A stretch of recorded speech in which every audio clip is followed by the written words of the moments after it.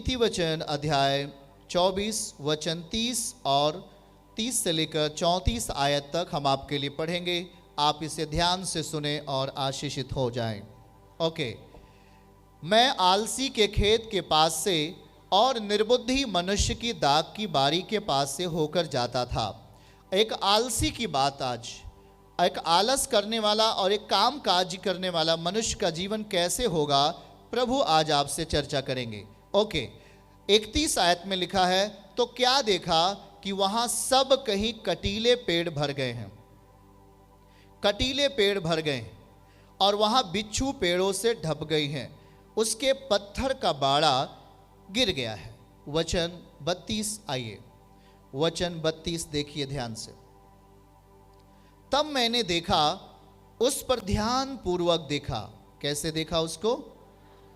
हमने ध्यान पूर्वक देखा। 32 ध्यान पूर्वक विचार किया। हाँ, मैंने देखकर शिक्षा प्राप्त की। क्या प्राप्त की? शिक्षा प्राप्त की। वचन 33 क्या शिक्षा प्राप्त की? छोटी सी नींद एक और झपकी, थोड़ी देर हाथ पर हाथ रख के लेटे रहना। वचन 34 में आइए, वहां लिखा है, तब तेरा कंगालपन डाकू के समान, तेरी घटी हथियार बंद के समान आ पड़ेगी। इस बात को नोटिस करना प्रिय संतानों, इसके प्रभु क्यों आज इस बात की चर्चा कर रहे हैं। याद रखें कि यदि हम अपने खेत में बीज नहीं बोए तो हमें फसल मिलेगी क्या? किसान अपेक्षा कब करता है? जब वो किसान अपने खेत में क्या बो देता है? बीज को बो देता है, तभी उसके पास एक जीवित अपेक्षा आती है, एक जीवित आशा आती है। हाँ या ना? सही है कि नहीं? बगैर बीज बोए वो जमीन से, उस खेत से कोई आशा कर सकता है क्या? पर वो काम करने के लिए तैयार होता है। वो अपने आप को आलस के रूप में नहीं रखता, अपने आप को एक कामकाजी व्यक्ति के रूप में रखता है। आमीन। समझ में आ रहा है कि नहीं? आज जब आप प्रभु के राज्य में जीने के लिए अपने आप को आप तैयार करते हैं, तो आप में एक कामकाजी आत्मा प्रवेश होनी चाहिए, एक कामकाजी स्वभाव होनी चाहिए। जैसे कि उदाहरण के लिए, जैसे कि अगर हम आपको बताएं कि जब सरकार किसी अधिकारी को नियुक्त करता है, जिम्मेवारी अगर उसे देता है, चाहे जिले की जिम्मेवारी हो या एक नगर की जिम्मेवारी हो या एक मोहल्ले की जिम्मेवारी हो, तो वो उसे काम करने के लिए देता है और कहता है कि आप इस मोहल्ले की देखरेख करें, आप सारी ज़रूरतों को आपके द्वारा पूरी होंगी। तो वो एक्टिवेट रहता है, वो क्रियाशील रहता है अपने अधिकार के प्रति और अपने काम के प्रति। सही है? आपके जीवन में भी प्रभु यही कुछ करना चाहते हैं। यहाँ हम पढ़ रहे हैं कि आलस से, 30 पद में लिखा, मैं आलसी के खेत के पास से, निर्बुद्धि मनुष्य की दाख की बारी के पास से होकर जाता हूँ। ये लेखक इस बात को कह रहा है, एक आत्मिक अनुभव है, एक आत्मिक बातें यहाँ पर आपको प्रभु समझा रहा है कि अगर हम आलस के साथ जिंदगी को अगर जीते, तब अपनी जिंदगी में क्या रिजल्ट पाते। क्या बातों को समझ पा रहे हैं? आलसी कौन है? कामकाजी के व्यक्ति के जीवन में क्या परिणाम आते हैं और एक आलस करने वाला व्यक्ति के जीवन में क्या परिणाम आते हैं। याद रखना है, ईश्वर ने हमें काम करने के लिए यहां रखा। हाँ या ना? प्रभु ने हमें काम करने के लिए इस दुनिया में रखा। और जैसे कि उसने आदम से भी कहा, आदम को परमेश्वर ने अदन की वाटिका में रखा और कहा, इस अदन में तू काम कर और इसकी रखवाली कर। यदि आप काम नहीं करेंगे, आप बेकार साबित होंगे। यदि आप काम नहीं करेंगे जो आपको करना चाहिए, यदि आप काम नहीं करते हैं, तो आप बेगार की दशा में पकड़े जाते हैं, आप गुलामी की दशा में पकड़े जाते हैं। बातों को समझ रहे हैं कि नहीं? याद रखना हमें इस बात को, हमारे जिंदगी में क्या चीज ऐसा महत्वपूर्ण है, इस वचन के द्वारा उसे हमें ग्रहण करने की आवश्यकता है। हालेलुया। ओके, चलिए हमें ध्यान से समझना है। जब लेखक इस बात को देख रहा होता है कि जब परमेश्वर का आत्मा आपके निकट पहुंचता है, तो देखता है कि वो अपनी ज़िंदगी में, वो आपकी लाइफ में क्या चीज़ होना चाहिए, आपकी ज़िंदगी में क्या बदलाव आना चाहिए, वो देखना चाहता है। जैसे कि एक व्यक्ति होता है कि वो केवल अपेक्षा करता है कि मुझे ये चीज़ें मिल जाएं, सही है, पर वो उसके प्रति कोई काम नहीं करता। वो तो चाहता है कि मुझे नौकरी मिल जाए, पर उसकी कोई पढ़ाई नहीं। वो तो चाहता है कि मुझे आर्मी में जाना है, मुझे पुलिस में भर्ती होना है, पर उसकी कोई दौड़ नहीं, उसकी कोई लिखा पढ़ी नहीं। क्या आप वो कभी भी उस काम के लिए वो सेलेक्ट हो सकता है? क्या कभी उस काम के लिए जा सकता है क्या? सुनना जरा, आज यहां पर एक कामकाजी व्यक्ति और एक आलस करने वाला किस तरीके से अपने जीवन में धोखे का शिकार होता है, और एक कामकाजी व्यक्ति प्रभु के साथ रहकर किस तरीके से वो आशीषों में बढ़ जाता है, हमें ध्यान से सुनना है। हालेलुया। चलिए हम यहां पर रोमियो अध्याय 12 वचन 11 के वचन को देखते हैं। रोमियो के किताब 12 अध्याय और वचन 11 को हम पढ़ें। नोट करिए अपनी डायरी पर क्या लिखा है वहां पर। प्रयत्न करने में आलसी ना हो। क्या लिखा है? प्रयत्न करने में, प्रयास करने में, सब लोग बोलिए, प्रयास करने में आलसी ना हो। हमारा प्रयास, आत्मिक प्रयास आत्मिक बल को लेके आता है। आत्मिक प्रयास आत्मिक बल को लेके आएगा। समझ रहे हैं क्या? आत्मिक प्रयास हमारे बुद्धि को बलवान करता है, हमें एक समझदार व्यक्ति के रूप में खड़ा करता है, हमें पाप ना करने, गुनाह ना करने से बाहर करता है। हम पाप नहीं करें ऐसा हमारे अंदर बल आ जाता है, हम व्यभिचार ना करें ऐसा हमारे अंदर बल आ जाता है। कब? जब हम प्रभु के वचन को अपने अंदर प्रेम पूर्वक उसे ग्रहण करते हैं और उसे सुनते हैं। उसकी संगति में आना आपके लिए एक बड़ा अवसर होता है कि वो आपके जीवन के लिए एक कुशलता का मार्ग तैयार करे, एक अच्छाई और भलाई का मार्ग तैयार करे। आमीन कहेंगे? चलिए फिर से आप इसे देखें। प्रयत्न करने में आलसी। किसी चीज को पाना है तो करना क्या पड़ेगा? प्रयास करना पड़ेगा। क्या करना पड़ेगा? हाँ, प्रयास। आप जब अपना प्रयास लेकर प्रभु के संगति में आते हैं, बेचैनी खत्म होती है कि नहीं? चलो, मन की शांति दवा से आती है क्या? हमारे मन का इलाज, हमारे शरीर का इलाज दवा से है, पर हमारे मन का इलाज दवा से है क्या? नहीं हो सकता। देखिए, हमारा जो प्रयास होता है वो आत्मिक लेवल का है। हम शरीर के अनुसार भक्ति नहीं कर रहे, हम आत्मा के अनुसार भक्ति कर रहे हैं। आमीन कहिए आप। तो आपका प्रयास कम नहीं हो, परमेश्वर की आशीष आप में जाएगी। लिखा है प्रयास करने में आलसी ना हो। सही शब्दों में पढ़िए, प्रयास करने में आलसी। सब लोग बोल के बताइए हम क्या बता रहे हैं। प्रयास करने में आलसी ना बन, आत्मिक उन्माद में भरे रहो, और तीसरा प्रभु की सेवा करते रहो। ताली बजा के प्रभु को महिमा दीजिए। Hallelujah, hallelujah, hallelujah, hallelujah. परमेश्वर के प्रिय बेटे और बेटियों, आज ये प्रयास आपके जीवन को बेहतर कर सकता है। आज ये आत्मिक प्रयास आपके जीवन को अलौकिक कर सकता है। हाँ, जैसी सुबह होती है अपने अपने कमरे में घुटने टेक करके प्रभु से प्रार्थना करना है, हमारे जीवित प्रभु हमें पाप से बाहर रखा, धन्यवाद। आज की सुबह हमें दिखाया, इसके लिए धन्यवाद। हम प्रार्थना कर रहा हूं प्रभु, आपने वचन में लिखा तू मेरी प्रार्थना को सुन लेने वाला प्रभु है।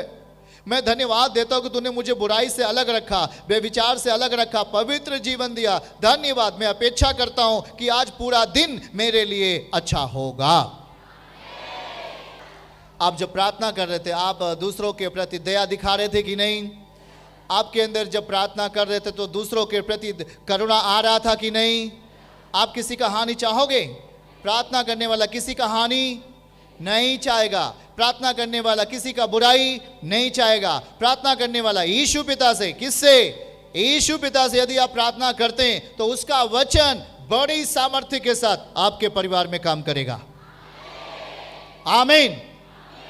यह क्या लिखा है वचन में? फिर से पढ़ाना है आपको, सीखना है। देखिए क्या लिखा हुआ है, प्रयास करने में, मतलब प्रयत्न करने में आलसी नहीं होना। आलसी, चलो जी आज प्रार्थना नहीं करते, आज थोड़ा सा घूमते टहलते ना, ऐसा नहीं। आपका प्रयास केवल एक दिन के लिए नहीं, हमारा प्रयास हमेशा होना चाहिए। यदि आप आलस के शिकार होते हैं, यदि आप आलस करते हैं, आलस करने का मतलब है कि आप बीमारी, जो दुश्मन है आप उसे मौका देते हैं, बुराइयां जो दुश्मन है आप उसे मौका देते हैं। इस दशा में प्रभु कहता है, मेरा बेटा और बेटी, तो प्रयत्न कर, वचन दिखाइए, प्रयत्न कर, प्रयत्न करने में आलसी ना बन। प्रार्थना करना हमारा सबसे बड़ा प्रयत्न है।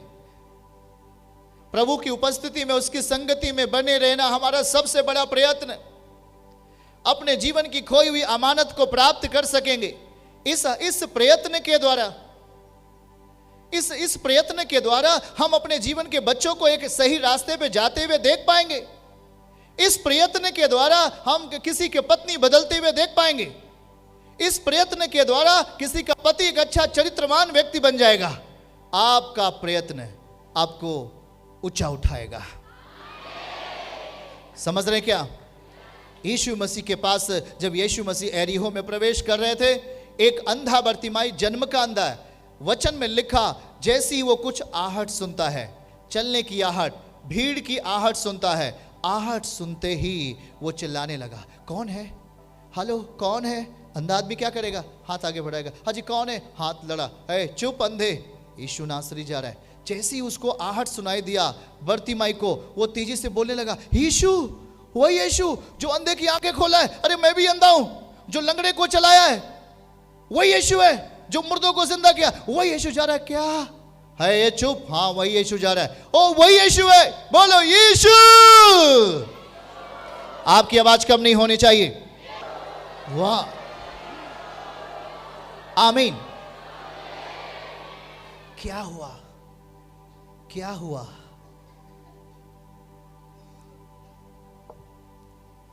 पड़ोसी को बोलो, वो और बोलता गया।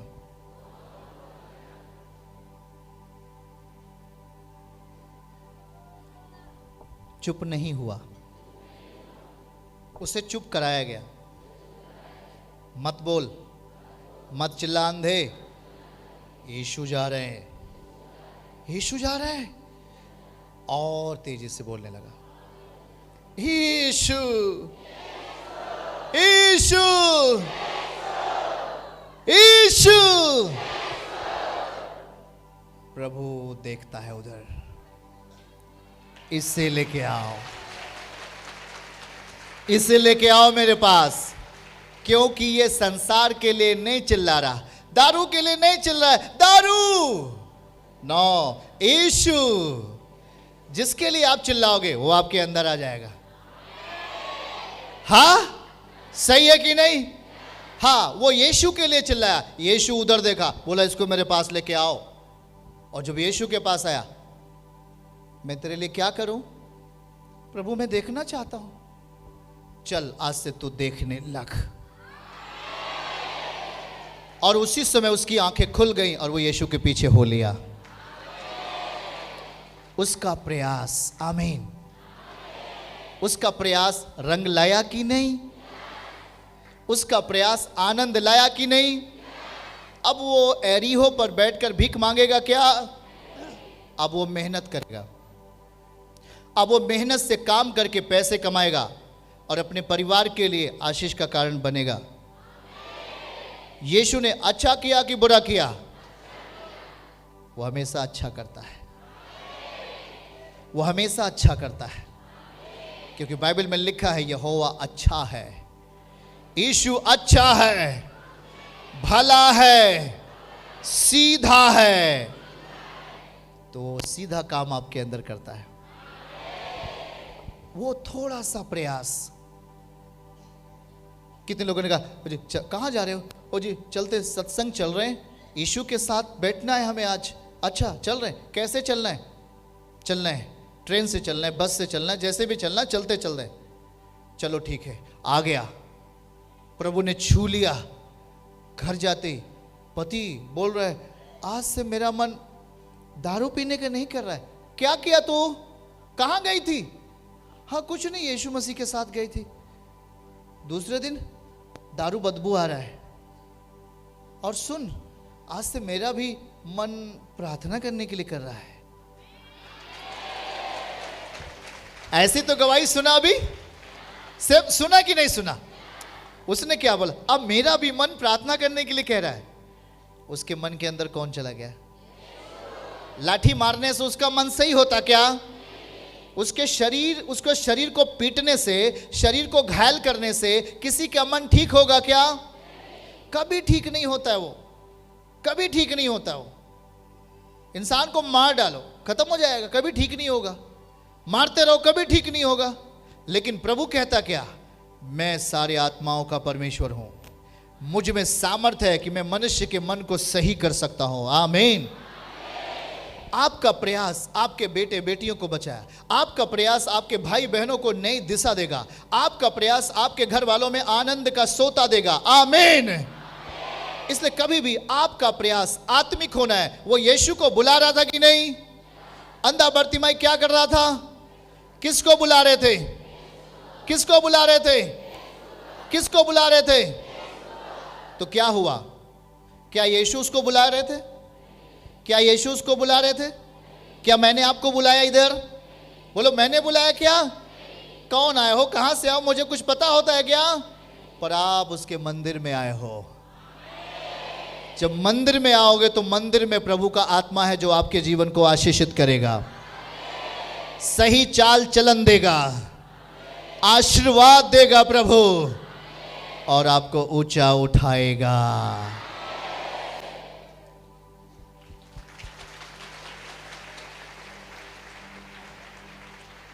हालेलुया। प्रयत्न करने में आलसी ना बन, कभी आलसी मत बन। आज आप प्रभु आपको सिखा रहा है प्रार्थना करने के लिए, तो प्रार्थना करने में आलसी नहीं हो। यदि आपके हाथ ढीले नहीं हो तो वचन में लिखा है कि आप ठीक समय पर कटनी काटोगे। क्या काटोगे? यदि आपके हाथ ढीले नहीं होंगे, हाथ ढीले होने का मतलब प्रार्थना में समय से प्रार्थना नहीं करना, समय से संगति में नहीं जाना, हाँ, समय से वचन को नहीं पढ़ना, आप अपने काम को समय से नहीं कर रहे, इसलिए वहां आलस की जगह होती है। और आलस करने वाला व्यक्ति किस दशा में होगा, वो वचन 30 से हम पढ़ेंगे। चलिए 30 से दिखाइए क्या लिखा है। 30 से जाइए, नीति वचन 31 वचन 30 क्या लिखा है? अगर कोई इस हालत में जीवित रहेगा तो क्या होगा? हम क्या देख पाएंगे उसके घर में? मैं आलसी के खेत के पास से और निर्बुद्धि मनुष्य के दाग की बारी के पास से होकर जा रहा था। तो क्या देखा भैया? जब एक आलसी आदमी के खेत से होकर आप गुजरोगे, जो अभी अपने खेत में काम कभी नहीं किया, अपने खेत की झाड़ी को, अपने खेत के पत्थर को, चट्टान को कभी बाहर नहीं निकाला, वैसी पड़ने दिया, बगैर उसकी जोताई किया, गुड़ाई किए, वैसी बीज को क्या कर दिया? वैसा ही छींट दिया, बगैर कल्टीवेट किए, बगैर जोता बोया, वैसी ही छींट दिया। सोचो क्या होगा तब? 31 पद में क्या लिखा है, पढ़िएगा ध्यान से। क्या देखा? पड़ोसी को बोलो, क्या देखा तब? आलसी के खेत की बात हो रही, क्या देखा? वहां सब कहीं कटीले पेड़ भर गए। क्या भर गए भैया? फिर से बोलिए, बोल के तो बताइए। कटीले पेड़ भर गए। किसके खेत में कटीले पेड़ आ गए? बोल के बताना है। हाँ, अरे जी ठंडी लग रही है, ओह ठंडी लग रही है, चलो कल गेहूं बोते। अरे आज ज्यादा ठंडी है, 1 महीना बाद गेहूं बोएंगे। अरे जी उसको जोतना है, अरे बगैर जोते छींट दो, हो जाएगा। प्रभु है ना, सब दे देंगे, जाओ।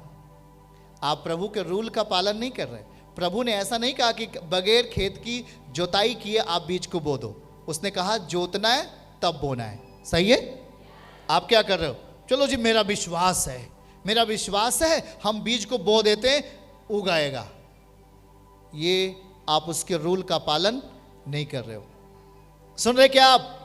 क्या दिखाई दिया आलस के खेत में? लिखा है तो क्या देखा कि वहां सब कहीं कटीले पेड़ भर गए हैं। क्या भर गए? अब कटीले पेड़ को आप क्या समझ सकते? बीमारी समझ सकते, लड़ाई झगड़ा समझ सकते, मुकदमा समझ सकते, पति और पत्नी में लड़ाई झगड़ा समझ सकते, बच्चे माता पिता के विरोध में उठ गए हैं, मारपीट कर रहे हैं। अभी जैसा वो बहन गवाही दिया, ये बेटा मुझे भी मार देता था, रो के बोल रही थी कि नहीं? गवाही अभी सुना कि नहीं सुना? क्यों? क्योंकि उस बेटे के अंदर क्या आ चुका था? कटीले कटीले बीज आ चुके थे। हाँ, कटीला बीज। उसका मन कैसा हो गया था? पड़ोसी को बोलो, उसका मन कटीला हो गया था, कांटों जैसा मन हो गया था। कैसा मन हो गया था? और आगे लिखा है, यह बिच्छू पेड़ों से ढप गई और उसके पत्थरों का बाड़ा। बाड़ा का मतलब क्या होता है? दीवार। बाड़े का मतलब समझते जाना है। कोई बोलेगा बाड़ा बांधा, खेत में बाड़ा बांधा कि नहीं बांधा? ये जो दीवार है, बाउंड्री है, इसको क्या बोलते? बाड़ा बांध देना। समझ में आ रहा है कि नहीं? बाड़ा बांध दोगे तो आपके अंदर, खेत के अंदर जानवर नहीं जा सकेंगे। वहां क्या लिखा है? उसके पत्थर का बाड़ा गिर गया। किसके पत्थर का बाड़ा, दीवार गिर गया? आलसी के। आप लोग को समझ में आ रहा है? आलसी के खेत का बाड़ा क्या हो गया? जब बाड़ा गिर गया तो खेत में कौन जाएगा? पहली बात, उस खेत में कुछ है ही नहीं, उसमें कटीले पेड़ हैं, कटीले झाड़ियां हैं, क्योंकि उसने उस खेत के प्रति कभी भी मेहनत, परिश्रम नहीं किया। सुन रहे क्या आप लोग? उसी तरीके से एक आत्मिक जीवन में, आगे पढ़िएगा, उसके आगे आइए, आगे। तब क्या हुआ? इसके बाद, हाँ, तब मैंने देखा और उस पर ध्यान पूर्वक विचार किया। हाँ, मैंने देखा, देखकर शिक्षा प्राप्त की। क्या शिक्षा प्राप्त की? हाँ, छोटी सी नींद। क्या? ये घपला हो गया। सोना अधिक ज्यादा है, पढ़ाई नहीं करना है, अधिक सोना है, तैयारी कर रहे। क्या बनना है भैया? आईएएस बनना है। आईएएस बनना है? आईएएस बनने के लिए कितने घंटे पढ़ना चाहिए? 1 घंटे पर्याप्त है। तो वो सारी जिंदगी तैयारी करेगा, नाती पोते सब हो जाएंगे, आखिर में वो मर जाएगा, आईएएस कभी नहीं बन पाएगा। 1 घंटे पढ़ने से तुम आईएएस नहीं बन पाओगे। 1 घंटे से तुम्हारा ब्रश और मंजन और नहाने में चला जाएगा। सही है कि नहीं? 1 घंटे पढ़ने से कोई आईएएस बनेगा? हाँ, कभी नहीं बनेगा। पर देखो, वह छोटी सी नींद। क्या चीज? छोटी सी नींद। अरे जी उठो, सुबह हो गई है। मम्मी अभी आप फालतू जगाओ नहीं, अभी थोड़ा सा और सो लेने दो। अरे प्रार्थना करना है, प्रभु इंतजार कर रहे हैं भोर में। चलो, दिन निकलने के बाद प्रभु से बोल लेंगे, सॉरी बोल देंगे प्रभु से। प्रभु कहेगा, पागल कहीं के, तू हमेशा मुझसे सॉरी मांगता है। अरे कभी तो समय से उठ जाया कर, ताकि मैं तेरे लिए समय पर काम करूं। आप उसके लिए समय पे नहीं हो।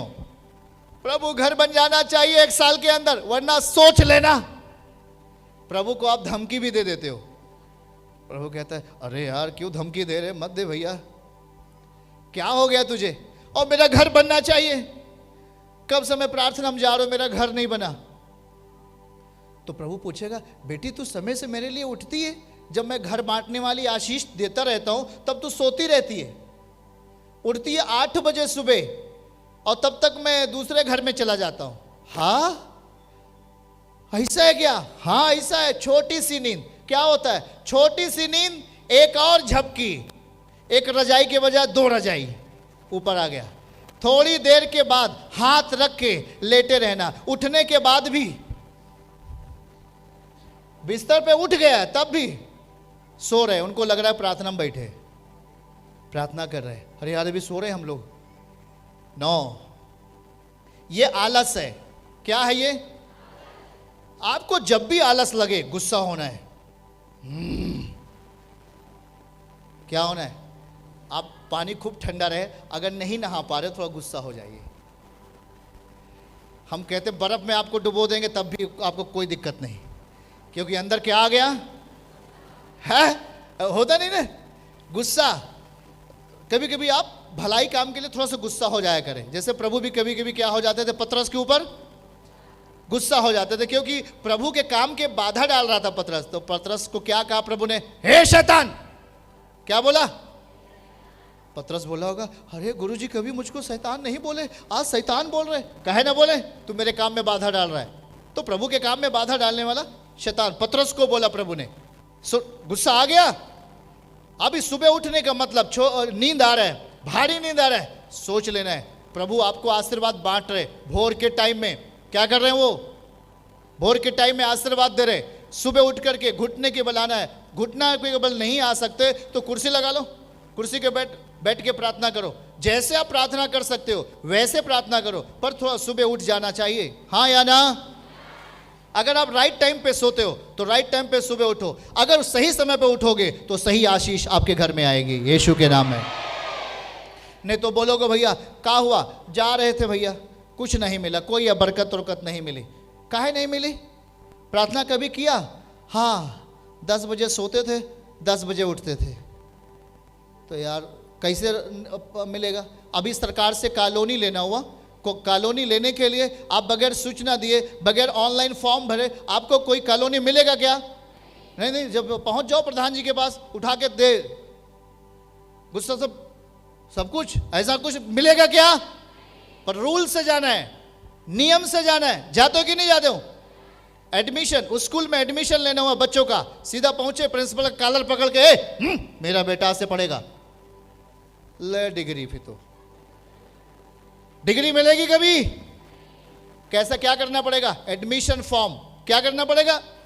एडमिशन फॉर्म लीजिए, उस पर भरिए, ये फोटो लगाइए बेटे का, माता पिता का, किसी का हस्ताक्षर, तमाम चीजें, प्रोसेस होता है कि नहीं? वैसे आत्मिक लेवल भी है, इसमें ज्यादा झंझट नहीं है। बहरहाल सुबेरे उठना है, चाहे जैसे उठो ना, प्रार्थना करना है, नहाए हो धोए हो कोई दिक्कत नहीं, चाहे आप नहाए हो या ना नहाए हो। आपका मन नहाया कि नहीं नहाया? आपका मन, शरीर हमेशा, शरीर से कोई मतलब नहीं, आत्मा से, आपके मन से मतलब है। आपका मन, सुबह उठना है, पहला मन का फल किसको देना है? पहले मन का धन्यवाद का फल किसको देना है? अगर नहीं दिया, बाहर निकलो, ओ जी खेत में जानवर चला गया, हाँ जानवर चला गया, फिर हाँ वो बेटा ऐसा दारू पी लिया, हाँ ऐसा कर लिया, मन का हो गया।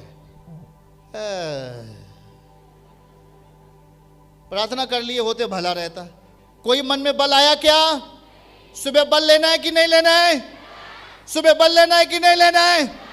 जब आप भोर में प्रार्थना करके दरवाजा खोल के बाहर आओगे, खुशखबरी मिलेगा, आपका काम पूरा हुआ। चर्च की सभी प्रार्थनाओं को और परमेश्वर के दास के द्वारा टीचिंग सुनने के लिए और अपडेट्स को जानने के लिए हमारे इस चैनल को सब्सक्राइब करें और साथ में बेल आइकन को दबाएं, ताकि जब भी लाइव प्रार्थना हो तो सबसे पहले आप देख सकें।